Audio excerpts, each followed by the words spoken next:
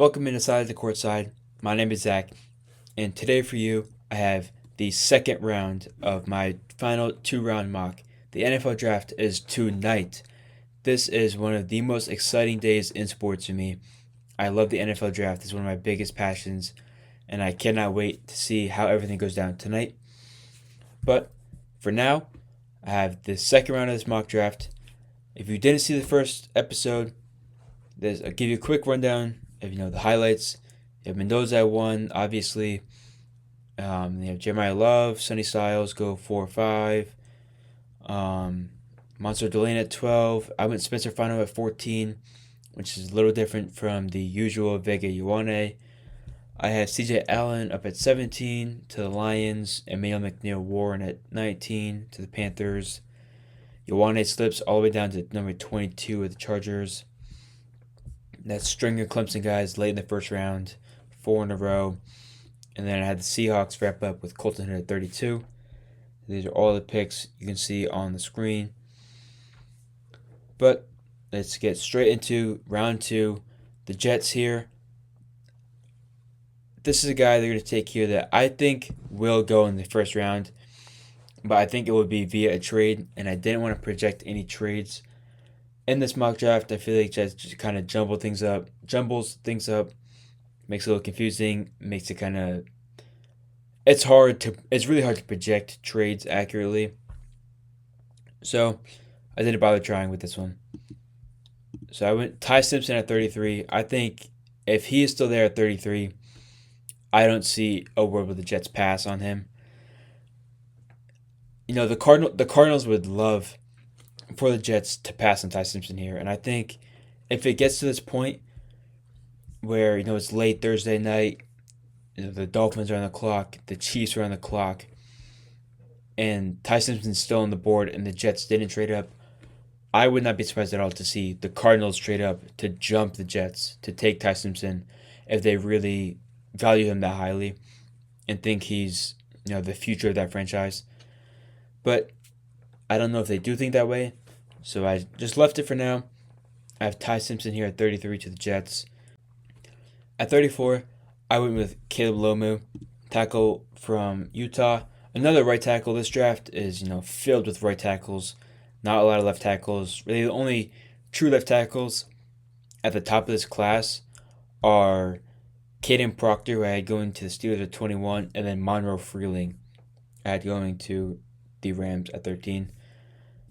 A lot of these other guys, Ian Otshore, Lomu, Miller, Fano, I guess would be a right tackle if he ends up playing tackle. I don't think he will, as I discussed in my last video. I think he's much more of a center or guard. And Maui Noah is also a right tackle. All those guys, all right tackles. So yeah, I went with Lomu. I'm not going to go super in-depth on all of these picks, just for time's sake. We'd be here for a while.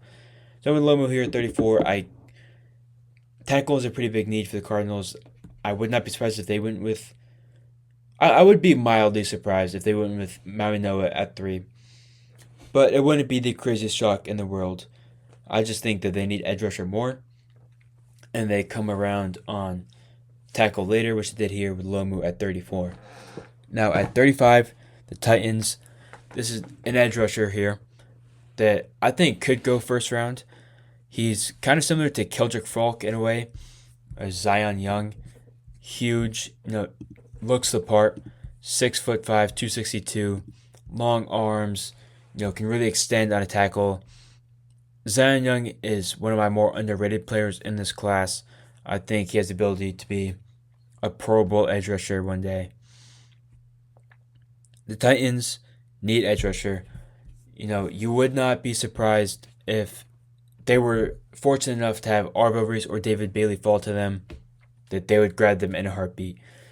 If the Cardinals were to take Jeremiah Love at 3, I think whichever one of these two falls, whether it be Reese or Bailey, they would send in that card right away. Like Arvell Reese, no question, or David Bailey, no question.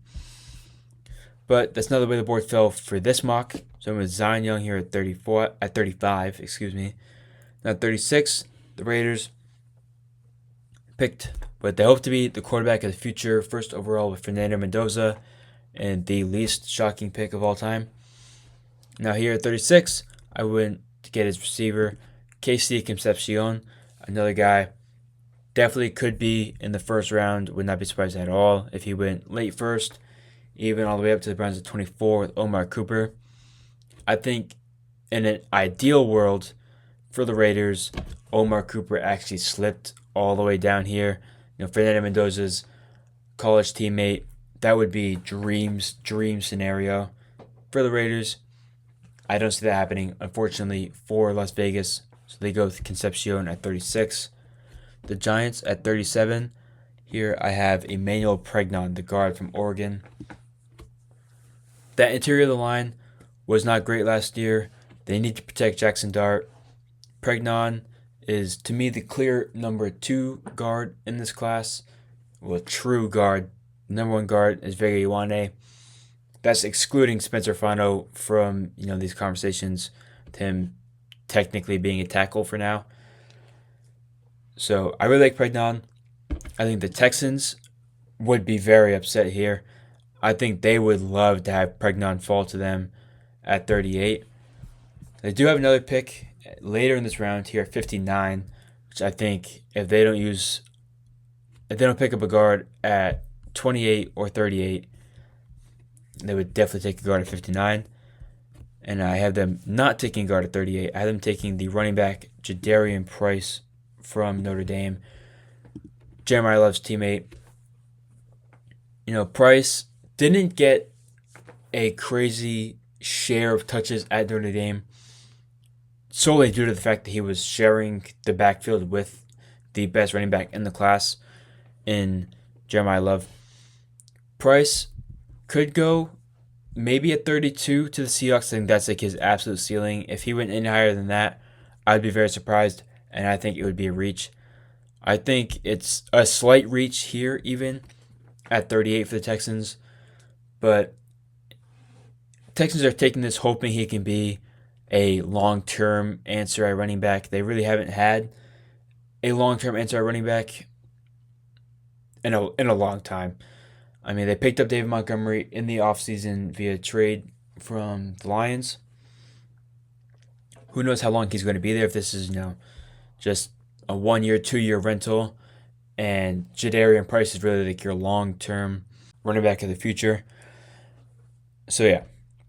At 39, the Browns are back on the clock. In the first round, they took Omar Cooper, and Francis Mauigoa. They answered both that tackle and wide receiver spot. I think they still need offensive line help, and Mauigoa is not going to be able to fix all that on his own. So I went with the guard, Chase Basantes here from Texas A&M. The Browns need offensive line help desperately, and I think a good place to start would be Mauigoa in the first round, and then Basantes here in the second round. At 40, the Chiefs still need some corner help. They obviously traded away Trent McDuffie to the Rams in the offseason, thinning out that room even more than it already was. So for me, they go with one of my favorite players, Brandon Cisse. Talked about him at the end of my video earlier in the week on Tuesday about Cisse. Long corner, 6 foot.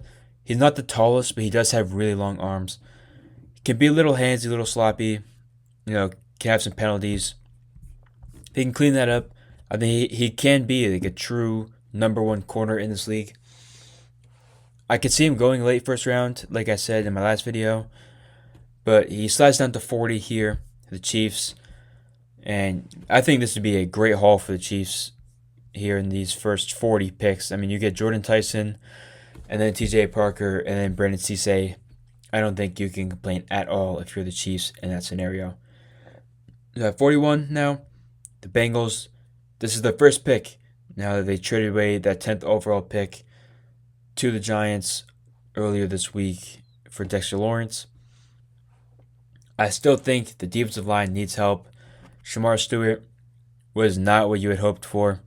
No, he still has time. He was only a rookie last year, so there's plenty of time to develop and get better and flourish into being worthy of the 17th overall pick like he was last year.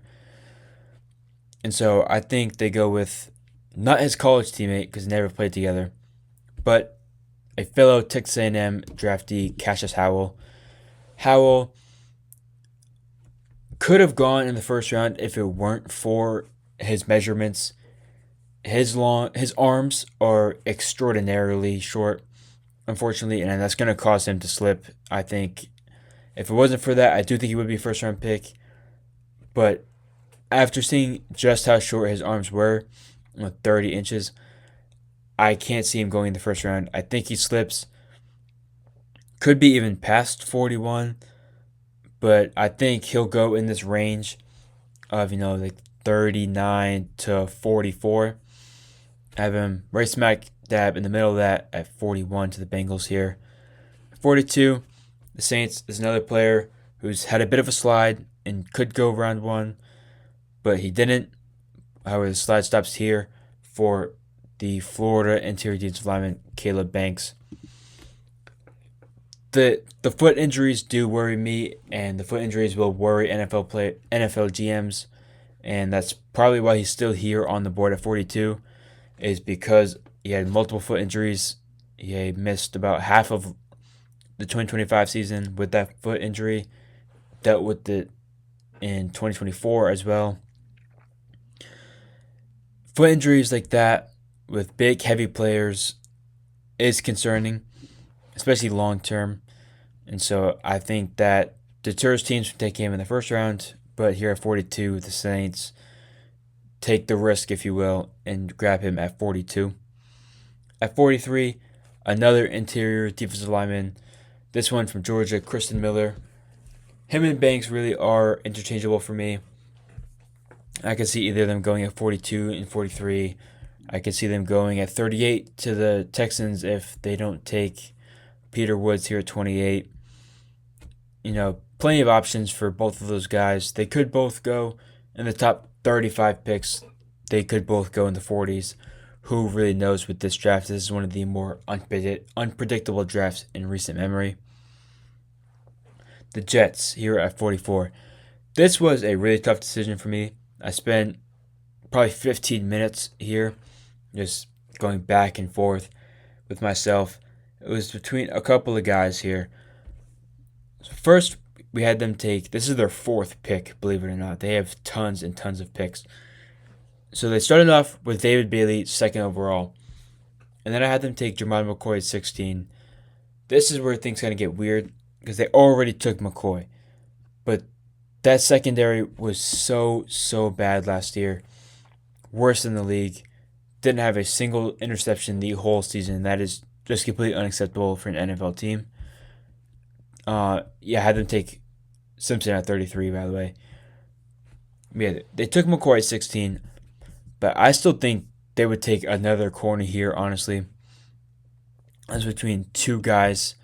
I was between D'Angelo Pons, the corner from Indiana, and Chris Johnson from San Diego State. Pons is extremely undersized. He's listed as 5'9" on here. I don't think he's 5'9". I think he's close to that 5'8" range. Which, I mean, you see 5'8" corners in the league. Like, this isn't a surprise to anybody. Everybody knew how small D'Angelo Pons was coming into this pre-draft process. And there are plenty of other players who are that height and play corner. It's not the end-all, be-all. However, I just prefer Chris Johnson here. 6 foot 195. That's like a 4-inch difference. That is huge, especially when it comes to corner. If you're trying to guard those big, tall, wide receiver ones, your AJ Browns, your Devontae Adams of the world. I think that's where D'Angelo Pons would struggle. And I wonder if teams would put Pons, in the nickel, in the slot, where he's not forced into situations like that. And if that is where teams are going to put him, I think that would cause him to fall a little bit. Players like that are a little less valuable in the eyes of NFL teams versus those bona fide number one outside corners like Chris Johnson. So, Chris Johnson for me is the pick at 44. The Jets, they take their second corner of the first 45 picks of this draft. The Ravens this is one of my favorite picks, honestly. This is a player who's not really projected to go quite this high, but I still have him here. I think he can go here. This is Eli Stowers, the tight end from Vanderbilt. The Ravens need a tight end. Mark Andrews. I think that relationship has run its course. And Isaiah Likely got off to a good start in Baltimore, but that has kind of also deteriorated as time has gone on. And I mean, Likely can still be a really good tight end. Don't get me wrong. This is not a hate on Isaiah Likely segment. Don't get me like that. That's not what this is at all. But I just think the Ravens could benefit from having a true number one tight end, and I think that's what Stowers can be. He needs to clean up the blocking. He's not a great blocker. Sadiq is a much better blocker than him, which is why Sadiq is in the first round and Stowers is in the second round. But he's a great receiving tight end. I was watching Mel Kiper talk yesterday, I believe it was, about how if Stowers really can't fix his blocking, then he should just drop like 10, 15 pounds and switch to wide receiver, which isn't really something that I had thought of as a possibility. I don't think he would do that, but it is, something to think about that could be possible. Stowers, he's, how tall is he? He's 6'4", 235. I mean, he could be, just a big outside wide receiver. But I have him at tight end. He's going to be a tight end, and I think the Ravens take him at 45. At 46, I have the Bucs taking Jacob Rodriguez, the linebacker from Texas Tech. Fantastic season last season. He won the Buckus Award, which goes to the best linebacker in college football. He had all kinds of turnovers and was, the best linebacker in college football last year. He's not quite the NFL prospect as guys like Arvell Reese or Sonny Styles or C.J. Allen. But as far as college goes, he was the best college linebacker last year. Production-wise, the Bucs need linebacker. I think this is a good place for Rodriguez to end up. Moving on, number 47, the Colts. This player, some people might think it's a reach. I don't know exactly how many reaches there are in this draft. This draft is so unpredictable and so volatile. There's players that could go in a range of like 30 picks. Like I could see some players going, the top of the second round, or I could see them falling into the third round. Who really knows where some of these guys are going to end up. So I went here with AJ Halsey, the safety from LSU. Colts have a big hole at safety. I think Halsey is a good player to fit in there. This is their first pick of the draft. They traded away that first round pick to the Jets in that Sauce Gardner trade.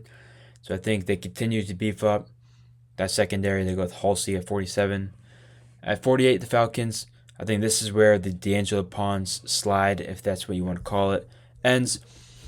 I said, really small, not the biggest guy in the world. You saw, if you watched the Big Ten Championship, Jeremiah Smith, Ohio State wide receiver. You'll hear plenty about him next fall or next spring, whatever.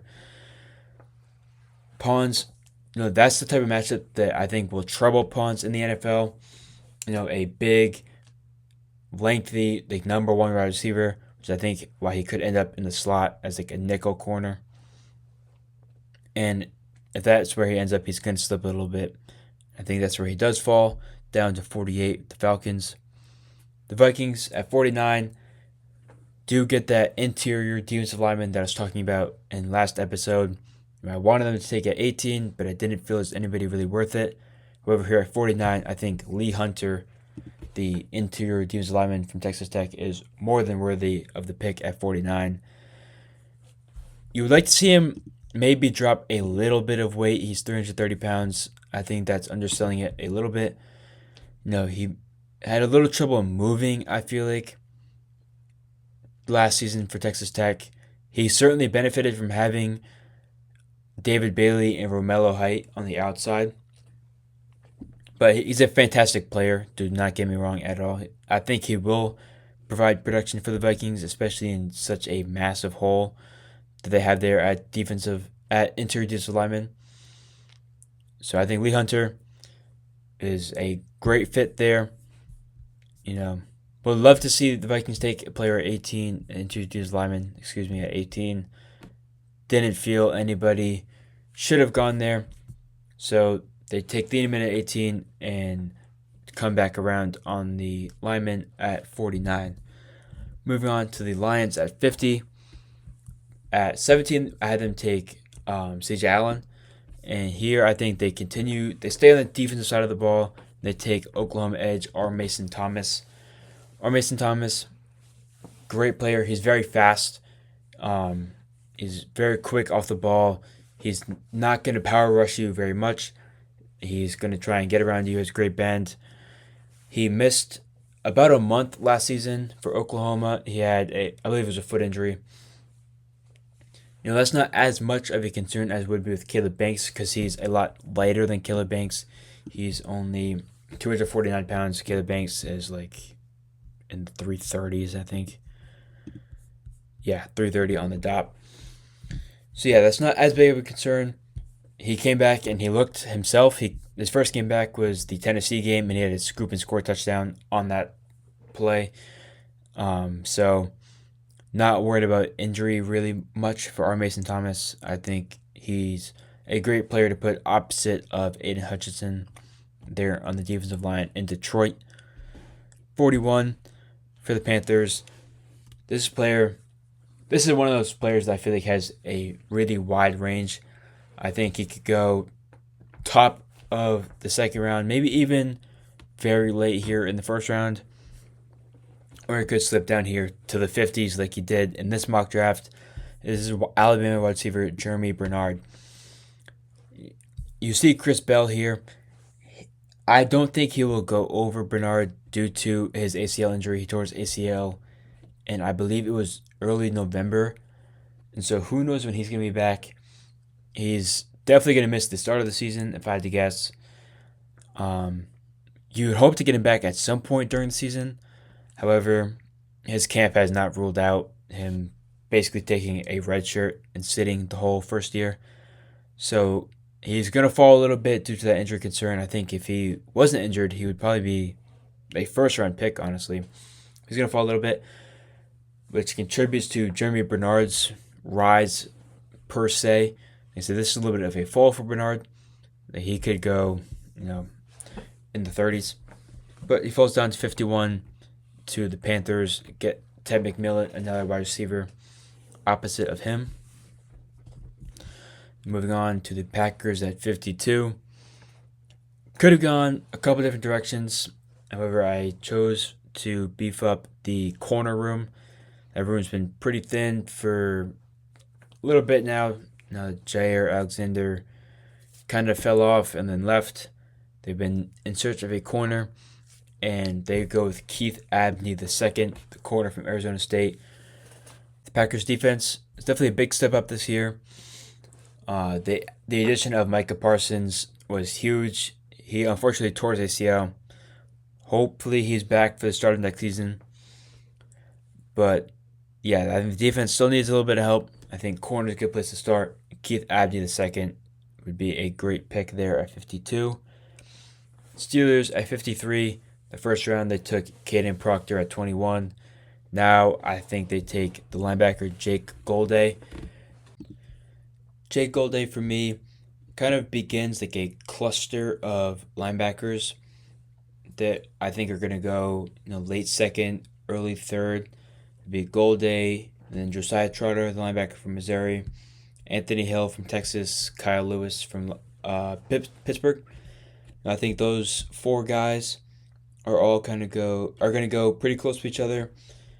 This 50 to 70 area.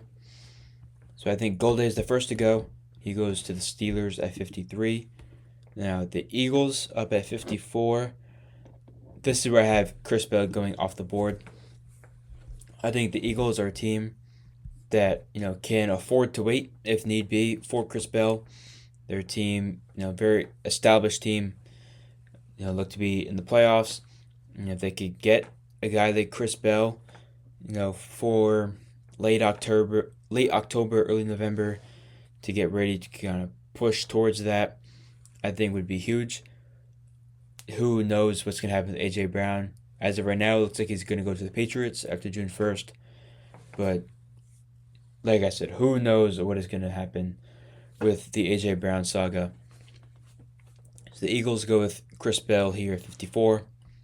Chargers back on the clock at 55. Had them take Vanga Ioane at 22. Now here at 55, they get a little bit more help for Justin Herbert. They go with Chris Brazzell II, the wide receiver from Tennessee. He's definitely a deep threat. He's a fast guy. He's pretty skinny. You'd like to see him put on a little bit of weight, but not the end all be all if he doesn't. He didn't have any issues with it at Tennessee. Had a great year last year statistically.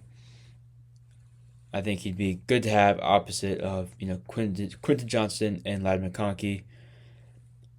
Move on to the Jaguars at 56. This is a guy that I honestly wanted to move up higher. This is another guy with just a pretty wide range of he could go kind of anywhere. And that is Malachi Lawrence, the edge from UCF. He's a guy pretty similar to R. Mason Thomas. He's quick, he's fast. He's 6'4", 250, and it's rare to see a guy move that quickly and be that big. He's a great prospect. I think he can definitely go late first, early second. You could also go later in the second, down here in the 50s. I do wish I was able to get him up a little bit higher. Just the way the board fell, it didn't really happen this time around. But I would expect him to be a little bit higher than 56, honestly, come later on Friday night. Moving on to the Bears at 57. We have another edge rusher, Gabe Akis, edge rusher from Illinois. To me, he's still like a bit of a step down from Malachi Lawrence and R. Mason Thomas as far as guys in that mid to early to late second round. I think he's still a great player, do not get me wrong, but I think Lawrence and R. Mason Thomas are both a bit of a step up from Akis. The 49ers, 58, they took the Clemson tackle Blake Miller at 27, I believe their pick is. So now they're back up, 58, and I had them go with Keontae Scott, the corner from Miami. Another guy, kind of like his teammate, Akeem Mesidor, a bit old. He's 24 and a half right now. I believe he'll be 25 in, I think, September or October. Early next season, he'll be 25, which is old for a rookie. Very, very old. By the time that second contract comes around, they're already pushing 30, like 28, 29 years old. So, falls a little bit. However, still a great player. 49ers could use help in that secondary, and I think Keontae Scott provides that late in the second round. The Texans, with their second pick of the second round, I think now they have no option but to address that interior offensive line. And they go with Keelan Rutledge, the Georgia Tech guard. I don't think he's that far off of a player from those guys at the beginning, like Chase Basantis and Emmanuel Pregnon. I do like Rutledge. He's hard-nosed, blue-collar type of guy, if you believe in that term. So, yeah, I think Rutledge is what the Texans need on the interior line. Help get C.J. Stroud and their newly acquired running backs, David Montgomery and Jadarian Price, a bit of help, a bit of protection. The Bears, back on the clock. They're just on the clock a couple picks ago. They're up again. Here, I think they go with UConn wide receiver Skyler Bell. Had a fantastic year last year at UConn. Statistically, he was a finalist for the Blitnikoff Award, their award for the best receiver in the country. Great statistical output. The competition is definitely in question. Not bad size, 6 foot, 185. A little bit older though. That was his 5th year of college football. He's 23. He'll be 24 at the start of next season. But, not a bad player at all for late in the second round. DJ Moore's gone, so it's now just Rome Odunze and Luther Burden there in Chicago. I think Skylar Bell fits in as that third wide receiver for the Bears, and Caleb Williams. 61, the Rams. We're going to go back to that well of linebackers here for these next two picks that I mentioned, if I could find them. 61, with the Rams, I think they go with Josiah Trotter, the linebacker from Missouri. And then the Broncos at 32, I have taking Anthony Hill, the linebacker from Texas. I don't really know why Anthony Hill is so low, why he's, his ADP is in like the 80s on this. To me, he's really not far at all from Josiah Trotter, especially, and Jake Goldday as well. Goldday, a little bit of a step up from Trotter and Hill, but not by much. So I don't think there's that much of a drop off between the three of them. I have them going back to back there, Trotter and Hill. The Patriots, the second to last pick of the second round. I think they need edge rusher. This is going to be a little bit of a surprise to have them go with denied Dennis Sutton, the edge from Penn State. Had a great season in 2024. 2025 wasn't exactly what he or NFL scouts had hoped for. Kind of similar to the Clemson guys, the Penn State season just completely collapsed about 4 weeks in after the loss to Oregon. But I think Dennis Sutton, great player. He's got great size. He's about 6'5", I believe. Yeah, 6'5", 265. Long arms. He can really extend on those tackles. I like Sutton. I like him better than Derek Moore and Joshua Josephs, who I have going here at 64. I have Joshua Josephs, the edge from Tennessee, as we wrap up that second round here. Yeah, Josephs at 34. I actually had the Seahawks taking two Tennessee players as the last pick in the round, Colton Hood, 32, and then Josephs at 64. That'll wrap up my second round mock draft, as the NFL draft is tonight. Cannot be more excited. I will have tons and tons of breakdowns after the dust is all settled Thursday night, along with Friday and Saturday. Cannot wait to see what happens and to finally get to see it all play out. We've been talking about it for months. And finally, the time is now. Could not be more excited. Cannot wait. Thank you all for watching and listening. It means so much. Like, comment, subscribe. Let me know what I can do better for next video. Thank you so much. I'll be back probably over the weekend with some sort of reaction to this draft. Thank you. See you later.